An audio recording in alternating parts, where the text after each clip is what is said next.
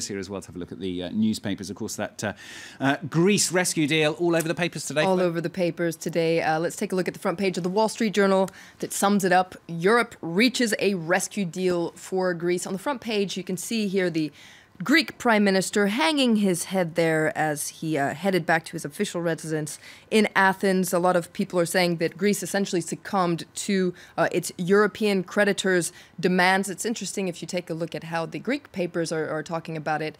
I pulled out an article from Cartoonists. That's a center-right paper. Not always a big fan of the Greek Prime Minister. You can see here they're talking about after the marathon in Brussels, Tsipras faces a sprint in Athens because, of course, this final agreement will depend on whether he can push some very unpopular austerity reform through Parliament. Cartoonists says that the domestic battle has begun for Tsipras. And as always, the cartoonists have been doing rather a stellar job of covering this, haven't they? That's right. They've been covering the whole Greek crisis, oftentimes better than a lot of journalists.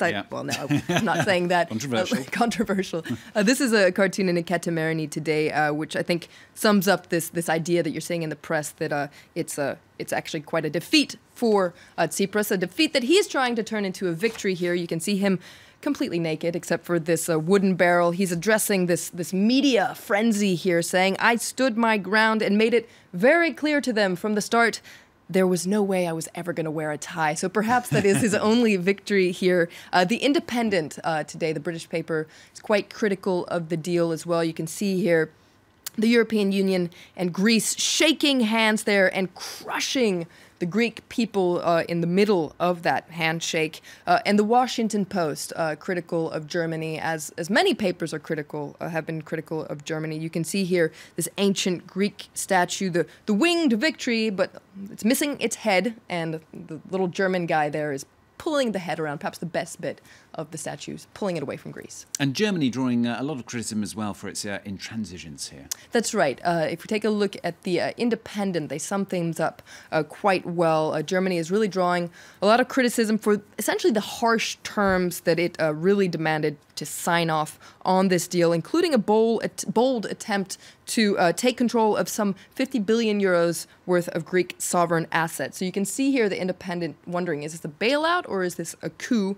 There was a lot of backlash in Greece to what they saw as Germany's theft, and we saw that very popular hashtag trending on Twitter, "This is a coup d'etat." But if we take a look at the German press, it's quite different. They have a very different interpretation of things. Essentially, they're saying that Germany actually saved Greece. And this is an article in Die Welt, the German daily, that wonders, why did Angela Merkel, the German chancellor, why did she decide to save Greece in the end? Well, according to Die Welt, she had decided to back Greece at the last moment because Europe is a multinational project, not a German project. And also the Greek crisis has a lot more to do than just finance and the economy. It's about the credibility of the EU and the position of Europe in general in the world, not just Germany.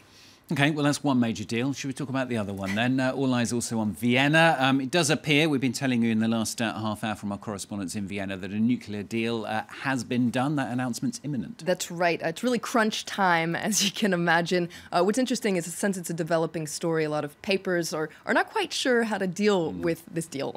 Let's take a look at Kayhan. That's a hardline Iranian paper that's a little bit measured today. Says success in the nuclear talks is not guaranteed.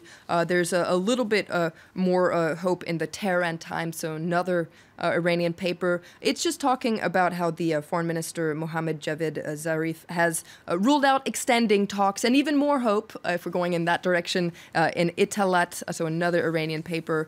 You can see an even more jubilant Zarif there, all smiles, saying that the final steps have been agreed on. So, of course, we're going to hear a lot more about that in the coming minutes and hours. Okay, Flo, thank you very much. That's Flo summing up the international papers for us here on France 24. Just to bring you the latest on Iran that we've had coming into us, our correspondents confirming that a deal has been struck. We're expecting a meeting to be held very, very shortly. In fact, about an hour's time it's due to start, of all the world powers, which will be followed by a press conference. We are hearing that Iran has accepted a snapback plan that will restore sanctions if it violates the nuclear deal with 6 world powers. The very latest on that after the break, so stay with us on France 24.